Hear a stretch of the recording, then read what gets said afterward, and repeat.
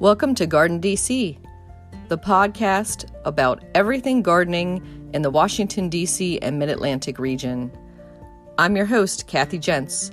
I'm the editor of Washington Gardener magazine, and we're aimed at gardening enthusiasts, people who grow everything from edibles to ornamentals, natives to exotics. If it grows in our area, that's what we talk about.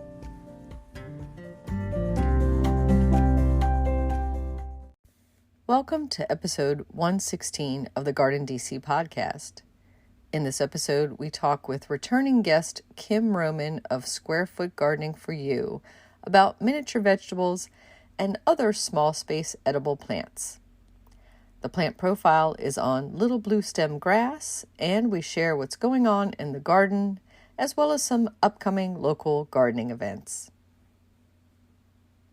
This episode, we're joined by returning guest Kim Roman, owner of Square Foot Gardening for You.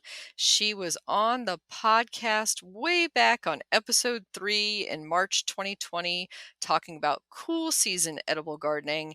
And now we're going to talk all about miniature edibles and vegetables. Welcome, Kim. Thank you for having me, Kathy. Great to have you back. And in this a little bit more than 2 years interim since we last had you on the podcast, anything exciting or new that we should know about in your gardening life? Well, yeah, I just had to start a garden over because we moved from our home of 28 years. And I got to tell you, starting a new garden at 63 is not fun. No, but it's reinvention, and that's always fun. And finding a new space, a new place to grow. And I know a little bit about your new space in northern Maryland. We're going to call it close to the Delaware border Yeah, and Pennsylvania border, correct? correct. It's a town called Northeast, 2 words, and that's exactly where we are on the map, Northeast Maryland. Yeah, I was going to say it's probably the most northeast literally you can get. 20 minutes, yeah, 20 minutes from Delaware border and 20 minutes from Pennsylvania border. Mm. And so this new garden, you have a little bit of deer pressure. Are you putting up anything around it to protect those valuable edibles? I think I'm going to take and make some PVC arches and put deer netting over that initially. That would be a good start, and then you guess you'll see how the season progresses. Correct. So our topic for today is about miniature or small vegetables, and that could be a person living in an apartment with just a balcony space to grow in. It could be somebody who just has a one window sill hmm that might be in a dorm room. Who else do you think would benefit from small size vegetables? Well, my last book is on small space indoor vegetable gardening. So, anybody that wants to grow indoors, whether it be small or large, I actually did this for a couple of reasons. And one of them was volunteering for a veteran agency. We were going to make tiny gardens that could roll around at the Veterans Assisted Living down in Charlotte Hall, Maryland. Interesting. So that could be for somebody in long-term care hmm as well as somebody who's just lacks space. But also, I think one great aspect of miniature or small size vegetables is they're just so cute, They right? are they are so cute, and usually they grow more quickly than a larger variety. True. And I would say you get to eat them quicker and they're sometimes more prolific. And, I would say my experience with cucamelons and the smaller tomatoes, the cherry sized tomatoes, you get a lot more on one plant than a few larger fruits that are forming. Absolutely, and that's makes it a little bit more. I see how to say it. It makes for less waste than maybe a larger vegetable or fruit. Hmm. And I think one other benefit that we have to talk about besides their cuteness is the appeal maybe to people who don't always love their vegetables, right, Kim? I think you might have a couple youngsters in your household. I am here in a multi-generational house with my son, daughter-in-law, and 3 grandchildren. So, yes, there's nothing cuter than a cute little kid carrying a cute little vegetable. Also, and they could enjoy them more if you give them cute little names like mouse melon for the cucamelon and, the miniature tomatoes. So they would be more apt to eat them, I would think, and not just play with them. I think so too. And they could claim them as their own, or maybe we could even have a themed doll garden because we all have, you know people who are miniature collectors or dollhouse collectors. There might even be something in there for an American Girl aficionado to grow her own miniature vegetable garden. You gave me a great idea because the cucamelon would be absolutely adorable to feed the guinea pigs. We've got 4 here that are ours and 4 that we're fostering. And I think my daughter-in-law takes photos to help get the little ones adopted, and I think that would be a cute photo. Absolutely, and I could see that going viral on social media. Because what could be cuter than a little guinea pig eating a tiny, what looks like watermelon, but it's actually a gherkin? So we should probably define the cucamelon a little bit for our listeners who aren't familiar with them. So sometimes they go by the name Mexican gherkin. Sometimes people will just say sour gherkin or tiny gherkin, or a cucamelon is the word that's going around, but that doesn't really describe it at all because it's not a cucumber or a melon, really. No, not at all, and it doesn't taste like a watermelon to me. No, and I was gonna say that it has almost an already pickled flavor, which I Mhm. love pickles, so straight off the vine, it's got almost that little zing of sourness right there, so you don't even have to do anything to it. You could just, pop them in a salad, put them in a bowl for appetizers. How do you use them, Kim? I think I would use it just basically the same way that you do, or to throw them in a jar and, ferment them. Absolutely, but I think fresh, straight off the vine is the best way. Yeah. And we had a cover story in Washington Gardener if people want to learn more about cucamelons. That was August 2021 issue, so just a year ago. And the Latin name, should people want to look that up, it's a little bit of a mouthful. It's Melothria scabra. So Melothria scabra, and we'll have that in the show notes and spell that out for you. And some people also call it mouse melon because, just like you said with that guinea pig, if you put it on a little platter in front of them, it would look like a large watermelon sitting in front of them. So, how about next on our small veggie list? Sometimes you'll see them listed in catalogs as container garden plants. Sometimes I'll see patio collection. What other words do you see them marketed under that people could look for these smaller miniature vegetables? Well, I'm glad you brought that up because I was thinking initially dwarf, mini, micro, Mhm. things like that, but that might be the size of the actual fruits, but maybe not the size of the plant. So you're always going to have to open it up and research it and see how big the actual plant gets if that matters to you. That's very true because I think the patio container collections that I see marketed under those type of names, they're meaning that the plant is small. So you might get a full size little cucumber or pumpkin that's approximately full size, but on a plant that doesn't spread and take over the world, versus the fruit or vegetable itself being, micro. Exactly. I just saw a photo of a spoon, a tablespoon, and it was filled with these little teeny tiny tomatoes. But the plant itself is a long vine, and you have to be prepared for that. Hmm. That's certainly the case with the currant tomatoes, which are some of my favorites to grow. So they're, about the size of a small champagne grape. They're just tiny little, and they're almost like really related to the wild tomatoes. So the vines go crazy. The vines can go 8, 10 feet if you let them. So you have a large plant, but you have hundreds of these tiny little tomatoes that you could just pop in your mouth like candy. Absolutely. So be careful when you're looking at, words, mini, micro, Hmm. small could, again, it could be the fruits and not the plant. Exactly. So, for a small space gardener, and you have experience with the square foot gardening system, what are a few that you would recommend for a summer vegetable garden? For a summer vegetable garden, I love growing small tomatoes. And we're both friends with Craig LaHoulier of Epic Tomatoes. That's the book Mhm. that he wrote.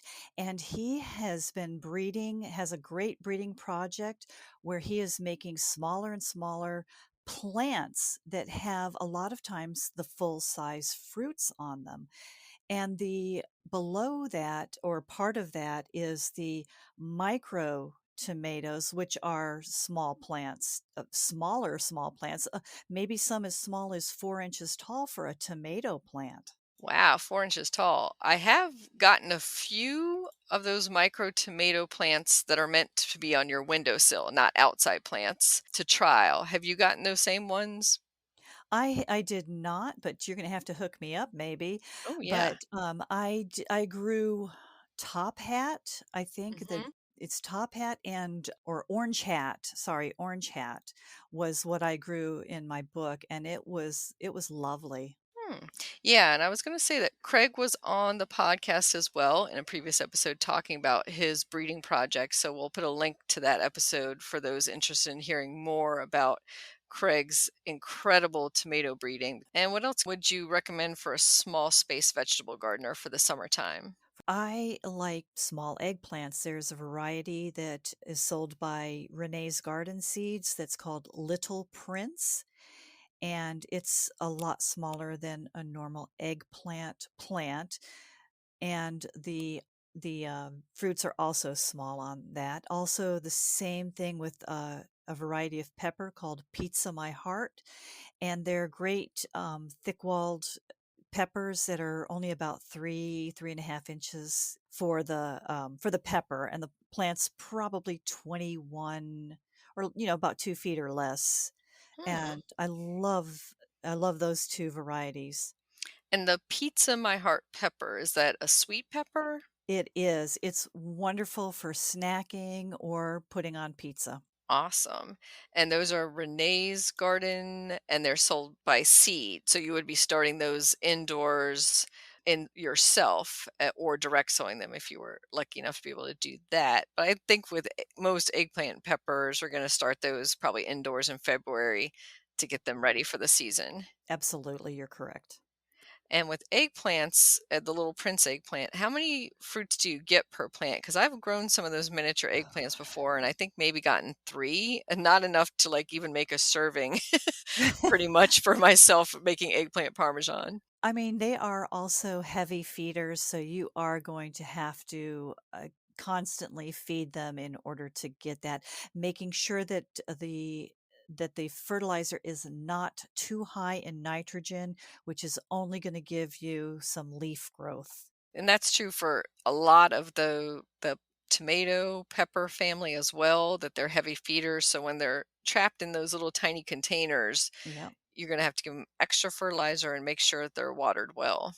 Absolutely consistent watering. And, even though it's small, to make sure that the container is large enough for the root system. And what size, so we're talking a 20-inch pepper plant or, something a little bit between a foot and a half and 2 feet pepper plant. What type of container would you recommend for that? I think it would be about 12 to 15 inches in diameter and just as tall. And how about mixing them together? So say if I had the patio sized eggplant in the middle and then put some other plants around the edges, would you recommend putting other plants like peppers or tomatoes or going with herbs or flowers or something else entirely in the container? I would go with herbs because a lot of them might detract some insect pests.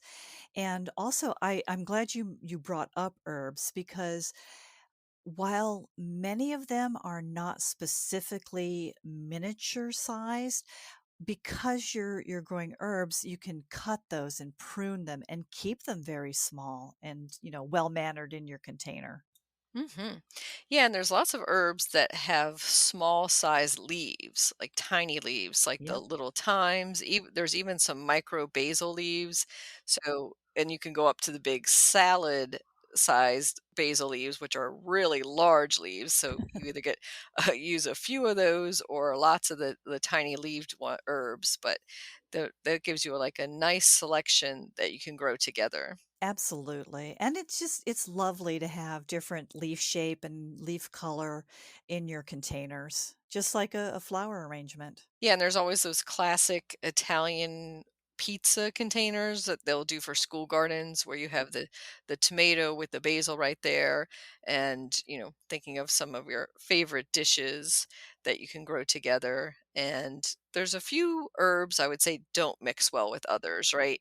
Maybe They we don't should play go over. nice. Yeah, don't play nice. They will take over the whole container and then some, like anything in the mint family, even though basil is related to mint, Yeah. it's a better behaved mint, but yeah, I wouldn't mix mint with anything else. And I don't think I do too many perennial herbs. I just feel that anything that's woody, Mhm. like your rosemary, I think would tend to overtake the container. Yeah, I think any of those Mediterranean herbs that, thyme, rosemary, even though there's elfin and tiny versions of those might need to have their own separate Mediterranean herb container that you could winter over and bring back every year. Absolutely. So we're mixing some herbs in with our veggies. What about some flowers in there to attract pollinators? Well, Kathy, you know I know nothing about flowers, so you're going to have to take over that section. But yes, you can find mini and container varieties of a lot of flowers. Well, I'd say the classic is your marigolds to go along with your tomatoes because they attract beneficials and repel some of the bad bugs that might want to chew on your tomato leaves or plants. So there are miniature little marigolds. There's also big marigolds, and I would say make sure you've got the seeds for the right kind because I've grown marigolds these past few years that are shrub sized, and those Oh are boy. the big duck series of marigolds, and you definitely wouldn't want those mixing in a container with something else because they would, again, like the mint, take over everything. And it's my understanding that there are several varieties of marigold there that are edible. Yeah, that's a great point is to mix in some edible flowers. So most of the marigolds you can eat. They're just maybe a little bit more bitter or sour than some of the others. And you want to eat the outer petal, the colorful part, not the white pith. So like when you're pulling it out of the head of the flower, you'll just cut that part off. And that's true for a lot of the edible flowers is you're eating the colorful part, not the inner part. The another edible flower I think you can mix in really well with those containers is nasturtium. And that Oh, can be yeah. added to your salad. That acts as a herb. It's a beautiful flower in itself. And that one's almost carefree, although I do know a lot of people have trouble starting it from seed. I don't know. Are they one of them that benefits from stratification? Yeah, I think so. They're kind of like a hard pebble looking seed, a very large seed. And I think my trick has been soaking it for a few hours before planting it. That helps get it started. But also, the other trick is to be mean to it. Like, and when I say mean, Scarification? scarification, but also don't give it fertilizer, don't give it really good soil, like give it your worst soil. And it doesn't want anything extra because then it's like, oh, you like me too much. I don't like you. So that's where I think people are going wrong with it because it's a plant that is used to growing on very meager circumstances. So that's what it wants. And I absolutely love that spicy, peppery flavor of nasturtium. It adds a nice kick, and especially because it is great in the hot heat of the summer Mhm. where arugula has kind of gone down right at that point. Your arugula is usually a cool season plant, and if you want a similar taste and texture to arugula, then I would say grow some nasturtium. Now that is a that's a perfect description of it. Gives you just that little kick, but not like too much heat on there. So let's talk about maybe some vining plants and how we can grow those in small spaces. And I think one of them that you had listed as a favorite is little crunch snap peas, and I'm not familiar with that variety. Are they tiny little snap peas? They can be. They are dwarf size plants, and they're pretty prolific, and, yeah, I really enjoy those. So I wouldn't really call those a vining so much. They're more of a, believe it or not, a bush Hmm. type thing. Well, that's a good point, Kim, because there are determinate and indeterminate varieties, Mhm. meaning bush or vining, in a few different vegetable categories, and that can confuse people. So when you hear about the indeterminate tomatoes, you're like, what? Why would it be indeterminate? Like it's Yeah. such an odd Mm. term to use. So meaning it doesn't have a stopping point. So imagine your hair just grew and grew and grew and didn't really have a determined point where it stops growing. Those are the indeterminate tomatoes, the vining ones, versus determinate usually form a small shrub or bush, and they Mhm. mostly flower at the same time, not exact same time, but, within a span of a week or two, and then fruit ripens about the same time within a span of a week or two. So that way you get a good harvest all at once, Yeah. and you can use it for canning Mhm. and preserving, or if you had some big feast planned, you could time the tomato ripening for that. So those are usually your plum tomatoes. You'll hear for the determinate ones. And I think a lot of the miniature plants must be determinate varieties. Yes, most of them are definitely. There are a few indeterminate, and I cannot think of varieties off the top of my head. But you can still, like if you want your growing to be in a small space, but you can go vertical, then you can grow those indeterminate or vining type plants. Like in square foot gardening, we we take off the sucker growth, and we keep everything to the one main stem, and we just wrap them around a spiral or something, and yeah, it works pretty well. Hmm. So a little bit more work on the pruning though. So you have to keep it Mhm. in check, maybe tie it up a lot more, and keep snipping off all those laterals. Absolutely, and you can keep it when you do that, you can keep it to 1 square foot. Hmm. Yeah, I have seen those long spiral poles sold at garden centers, and I always wondered what those were for. So that would make sense that it's for the square foot gardening. They are just absolutely wonderful, and I actually was introduced to those spirals when I was living in Germany. I could see a whole series of spirals, but you have to keep your garden really neat and pruned to keep it back like that. But, I tend to let my tomatoes get a little rangy. Yeah, matter of preference. Yep. And how much space you want to allocate for all those. Correct. And going back to the bush varieties, Hmm. there is actually a really great cucumber that's called bush slicer, and that's a nice eating cucumber. Not necessarily, I mean, it can be pickled, but it's a good fresh salad cucumber, and I found that one to be pretty prolific. Again, that's it's going to grow bush out a little bit, but a lot smaller than a full-sized cucumber plant would bush out. Hmm. Yeah, because those cucumber vines and same thing with the melon and pumpkin and squash vines, they can take over the world if you let them.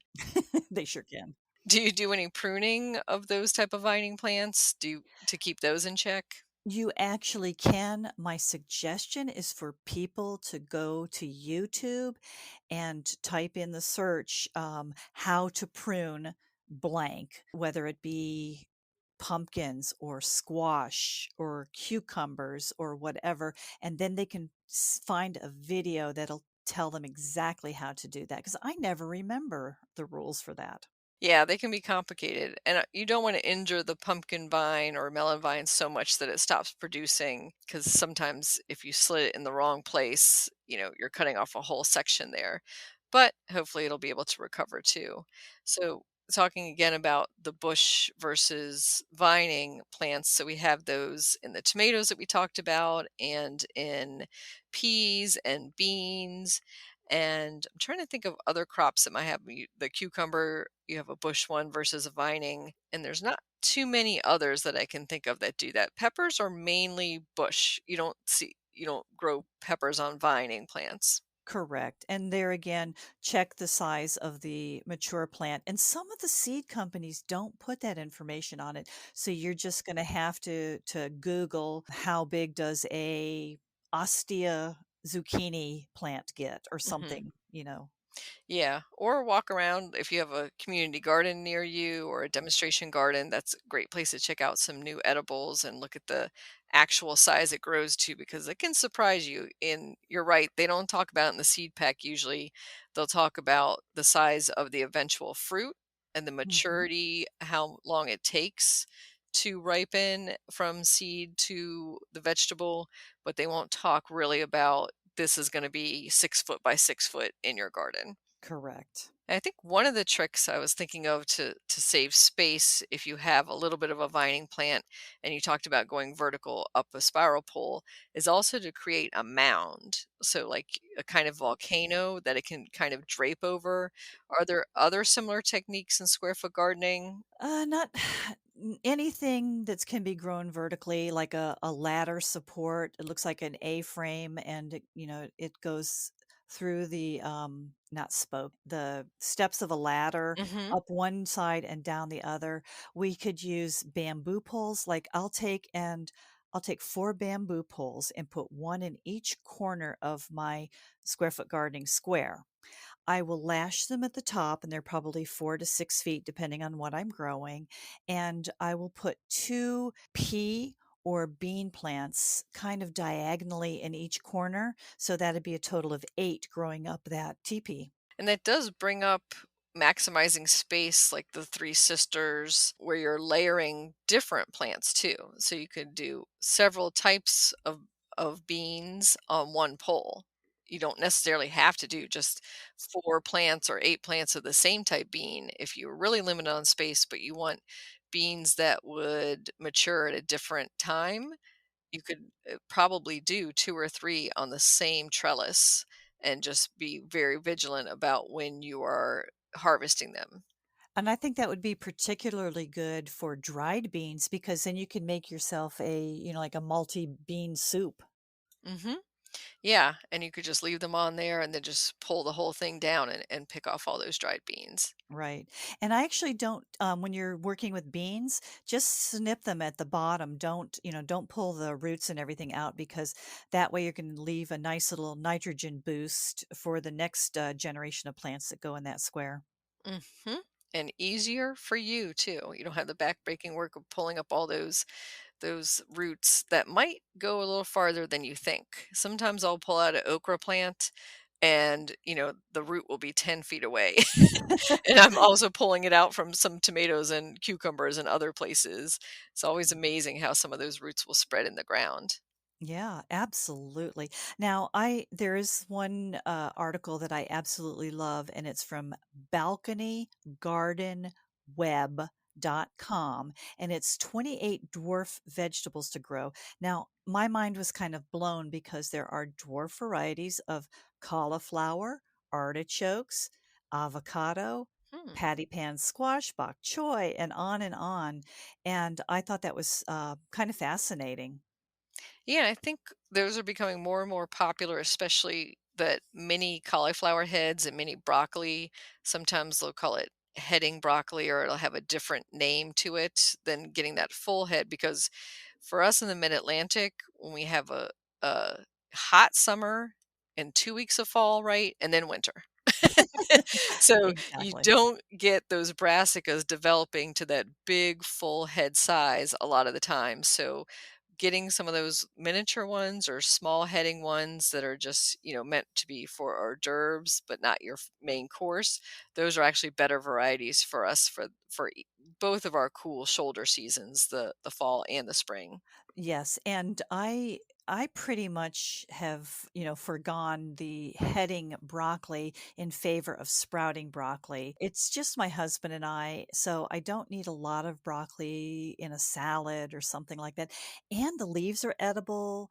The stalks, you can chop them up and put them in soups. So use the whole plant. Yeah, and I was gonna say that I love those little sprout broccoli just in a stir fry or something Mhm. like that. They're so and they're already cut to size. Like, you don't have to break apart the big head. You already got it right there in front of you. And a lot of them are cut and come again, so you get Mhm. several flushes of broccoli. Yeah, and if we have a really mild winter, knock on wood, and you throw a cover cloth over them for a little bit more of insulation to get them to winter over, I've gotten them to come back in the spring and get even more cutting out of them.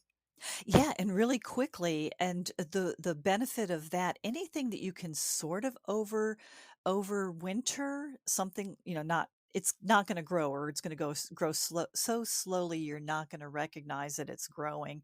But then in the spring, it'll a lot of times it'll pick back up and have a really quick flush. And then what I love is these things go to flower, and it's an early source for the bees. And letting it go to flower and then to seed and collecting the seed. So then you get that bonus crop out of it too. Amen. Mhm. I just thought of another name for what we're talking about, Kim. Baby. We haven't said baby vegetables. Yay. So, when you go to a Chinese restaurant, you have those little baby corns. And then I just love baby carrots and baby Mhm. lettuces and then sometimes they'll be called micro mix or they'll have different names for them, but they're very gourmet and expensive, these tiny, but they're supposed to be more full of nutrients packed in when they're at that little micro stage. And baby bok choy is the cutest thing you have ever seen. The little teeny tiny bok choys. Then, like if you are, trying to maximize your space, there's nothing wrong with growing that gourmet size. Put in a lettuce mix or a spring mix and then cut and come again. A lot of them are also cut and come again. So you can get several crops out of them. And same thing with your radishes and some of your root vegetables. You can eat them when they're at that tiny, tiny stage and just basically seedlings. They're packed full of nutrients and they're really highly flavored, especially those tiny radish seedlings. You're always surprised how much flavor, and even broccoli seedlings. If you try those as microgreens, you can just snip those off when you're thinning them, right? Your Yes, thinnings. Don't leave yes. your thinnings just laying on the ground of your garden or in your containers. Eat Yeah. those thinnings because they're really packed with flavor. And outer leaves. We tend to throw away the outer leaves. Outer leaves of cabbage, the big, huge, humongous honking leaves, pull those off. Or cut them off, not pull them off. Cut them off, and the innards will still continue to grow. And they make great stuffed cabbages, cabbage rolls, things like that. Yeah, I've heard people call those the guard leaves Hmm. around it, and that, they usually get a little damaged, a little bit beaten up by the weather and insects and things. And I will see people pull those off just because they don't like the look of them, not because they don't think they're edible or not, just because they want a pretty garden. Yeah, and that's good. That more power to them. Mhm. But yeah, it's true. There's a lot of leaves that we could be eating that we don't, like carrot tops, for example. Yes. Yeah, those are great. Dehydrate them, stir fry them, throw them in soups. They provide a great deal of flavor to soups and stews. What about making plants miniature or dwarf by bonsai techniques? So I was thinking in particular, there might be some things in your book for indoor edibles that might be retained that way versus they were meant to be small plants. Yeah. So I actually went to Washington, D.C., and I took a bonchi class instead of bonsai. Bonchi is more the edibles, and that is training a pepper plant, a fig tree. They have a small, oh gosh, the gosh, what is that? The thing with the little pomegranates. Mhm. There's so many things that you can grow on a bonchi plant in a very, very tiny space. That is a brilliant idea, Kathy. Yeah, I was just thinking about figs too when you mentioned that in Bonchi, that there are some new dwarf fig plants on the market. So look out for Phenomenal. those. Yep, Fignominal is coming out of Peachtree Farm in Pennsylvania, and Southern Living has Little Miss Figgy, not Little Miss Piggy, Little Miss Figgy. And I've been trialing that one just to make sure it is winter hardy for our area. So I have a Little Miss Figgy in a pot by my water garden. I've only got a couple fruits on it, but I'm hearing that Fignominal has many more fruits. Well, you were with me, in Philadelphia recently, Hmm. and Lloyd Traven actually had the Phenomenal with a bunch of figs on it right by the front entrance. Yeah, and I would say the size of the pot he had it in, I'm gonna guess 24 inches in diameter, Yes. something like that. Yeah. So it's not a tiny fig, but it is a nice sized plant for a patio or balcony or rooftop garden to have figs right at hand there. So, and if you're talking about, small space, I can't remember which company has it, but they have columnar apples and they Mm-hmm. are 6 feet tall, but they're only 2 feet wide. And I have had, fair success with them. Mm-hmm. I lost it because I was away and it was too hot. So that was kind of my fault. But Yeah. I know there were enough apples on it to attract a groundhog. Yeah, I think it's Stark Brothers, but some other Yes. Apple catalogs might have that too. But they do breed them and have them on grafted stock. So you Mhm. can have these columnar ones, or you can have them espalier against a wall. So you can be pinning them. And I always call those like the Frankenfruit trees, the little dwarf fruit trees that Yeah, have one arm is a plum, one arm is a peach, one arm is an apple. And you're like, how is this happening on this one grafted plant? But that's your definite example of trying to grow several different fruits in on the smallest space possible. absolutely. Some of them are also called fruit salad plant. Yeah, I like that fruit salad. Although to me, fruit salad implies pineapple somewhere in there, and I'm not Yeah. seeing any pineapple grafting going on for that. When we're talking about fruit trees, I was thinking about some of the little citrus that people Yes. usually grow ornamentally. And for us here in the Mid Atlantic, we have our hardy poncirus, the one with the big thorns on it, and that's not any citrus you really want to eat. But gets No. very bitter and sour one. It would take a lot of processing to eat that hardy orange that's native to our area, and that's the only citrus we really have. But you can have as an indoor plant if you have really good amount of sunshine or a greenhouse. How much do you think it needs, Kim? Ooh.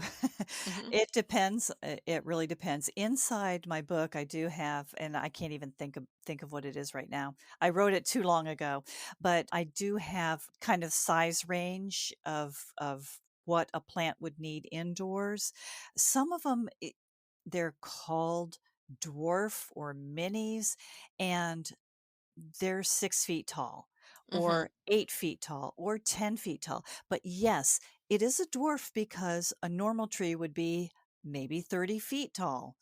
So it's all relative, but I know some of them can be planted in like a 2 to 3 foot diameter pot, depending on Hmm. what it is. And you can check out fast growing trees, plural, fastgrowingtrees.com. And I love having citrus plants indoors just because the flower scent is incredible.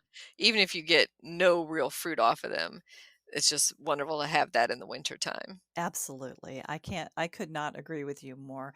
What is better than that beautiful lemon scent? Or even Mhm, the leaves. The leaves mhm, you can use the leaves for different things, teas and such and culinary uses for them. mhm, Lay them on top of your chicken and it bring imparts just a little delicate lemon flavor. mm. Yeah, same with lime as Yep. well. Those lime leaves are really nice.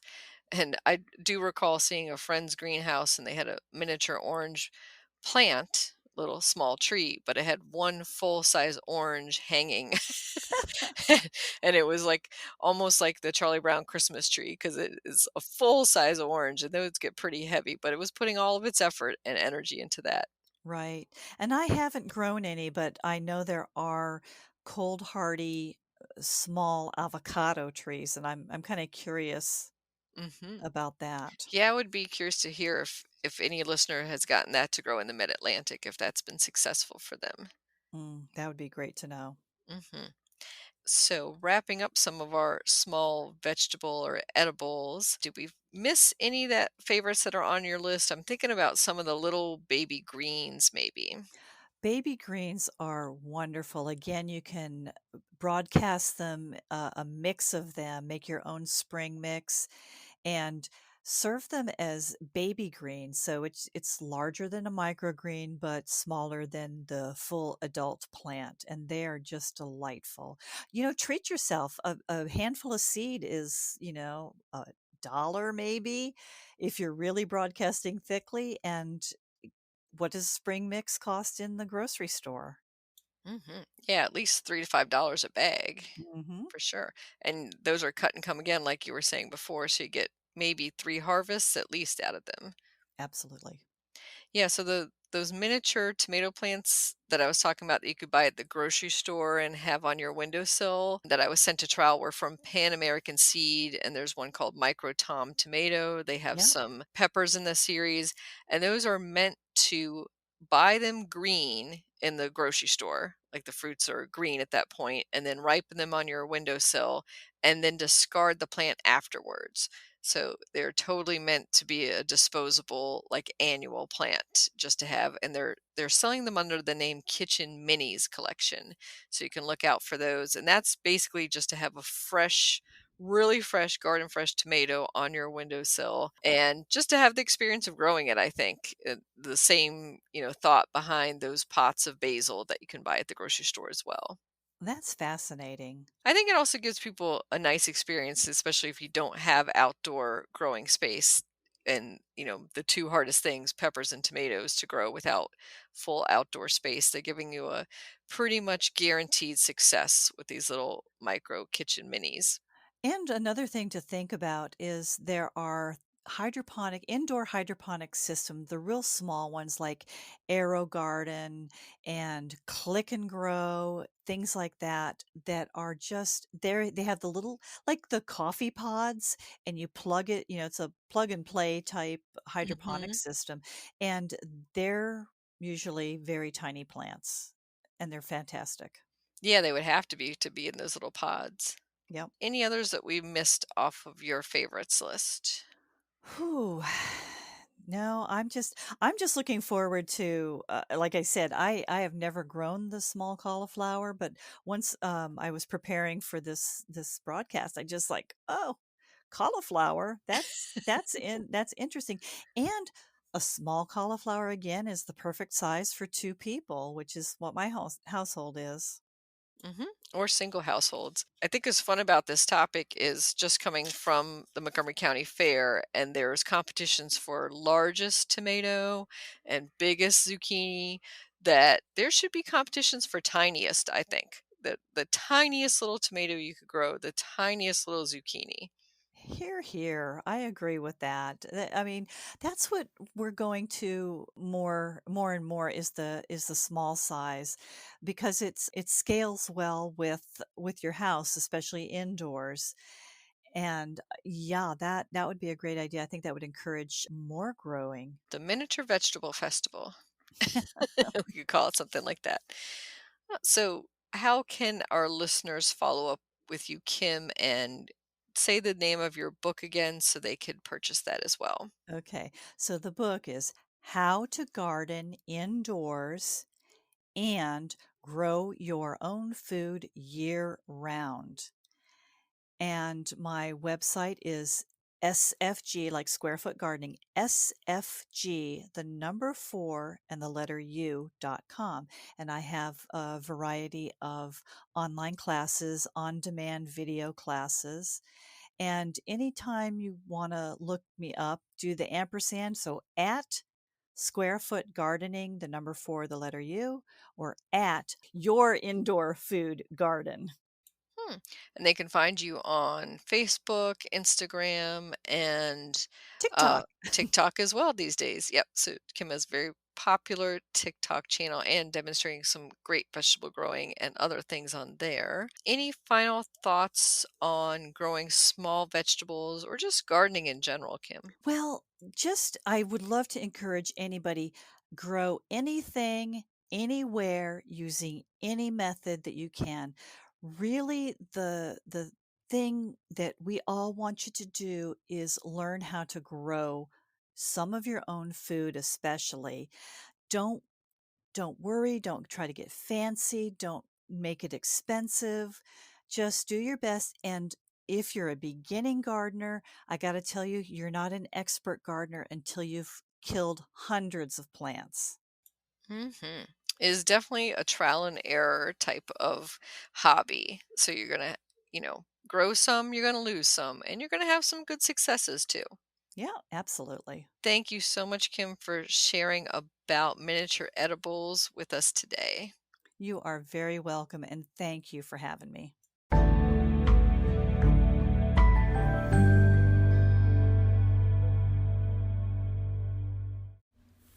Little blue stem, plant profile. Little blue stem, Schizocarium scoparium, is a perennial grass that is native to eastern North America. It is hardy to USDA zones 3 through 9. This clump-forming grass makes a mound a few feet wide and grows to about 3 feet high. The spring and summer foliage is a silvery blue with hints of pink and purple. In the fall, it turns various shades of burgundy, rust, and pink.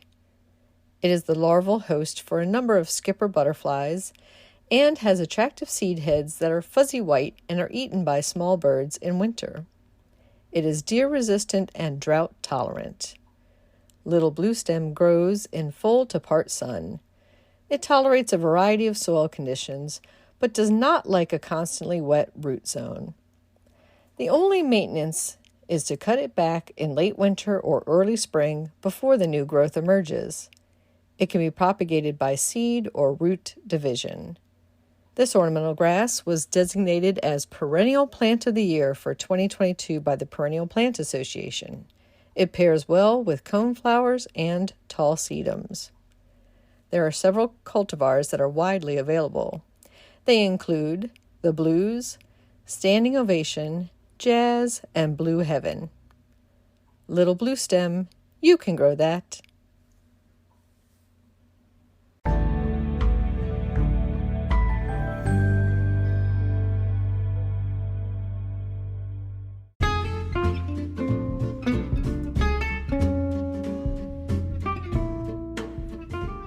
What's new in the garden this week? Well, we visited the Montgomery County Fair to check on if we won any ribbons from our entries last weekend.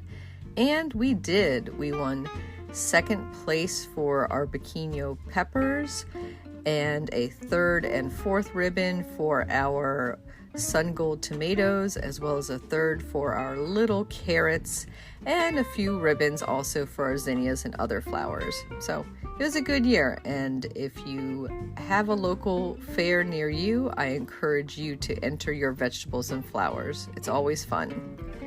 At the community garden plot, we are harvesting our okra finally, and in my home garden, in bloom now is the Allium millennium and the plantain lily Hosta plantagiana. It's late blooming and highly scented, and one of the highlights of late summer for me. In the local gardening world, I want to congratulate Dr. Susan Pell, who was just named officially Executive Director of the United States Botanic Garden. We had Dr. Pell on the podcast in October 2020 discussing the U.S. Botanic Garden's 200th anniversary, and that's episode 33 if you want to check that out. In the local gardening events world, at the U.S. National Arboretum, they are having their benefit dinner under the stars, on September 20th, and you can find out details about that at fona.org, as well as their fall festival and bulb sale that's taking place on October 1st.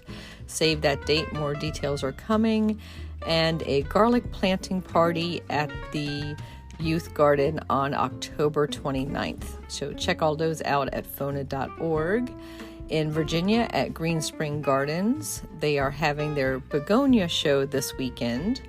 And on Saturday, September 17th, is the Family Fall Festival and Plant Sale. That is free and open to anyone to attend. I will be a vendor there with Washington Gardener magazine and signing and selling our book, The Urban Garden. So be sure to stop by our table and say hi. And another event that we are doing with Green Springs is on Saturday, October 29th, the Garden Symposium, Urban Gardening and Design 101 from 9 a.m. to 12 noon. Tori Spate and I will be speaking about topics that are in our book, The Urban Garden, and you can sign up for that at fairfaxcounty.gov/parks/park-takes. Happy gardening!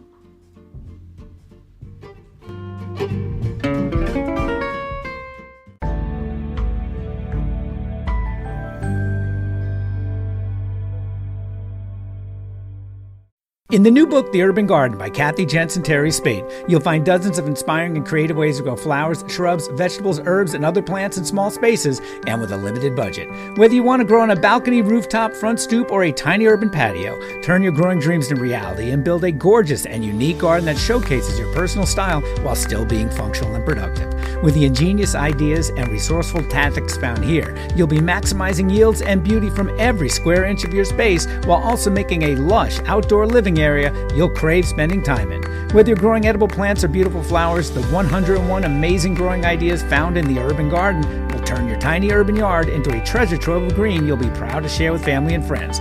Buy your copy today at your local retail bookseller or order it online now at Amazon.com or bookshop.org.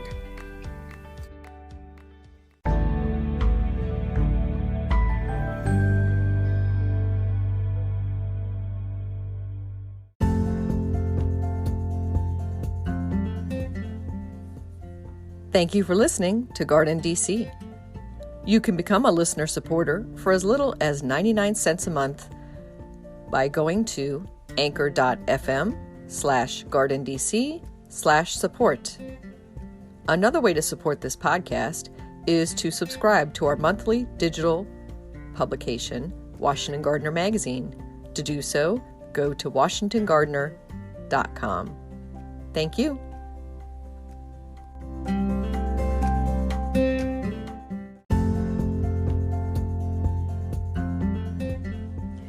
You can find Washington Gardener online at WashingtonGardener.com, on Twitter at WDC Gardener, on Instagram at WDC Gardener, and on Facebook.com at Washington Gardener Magazine.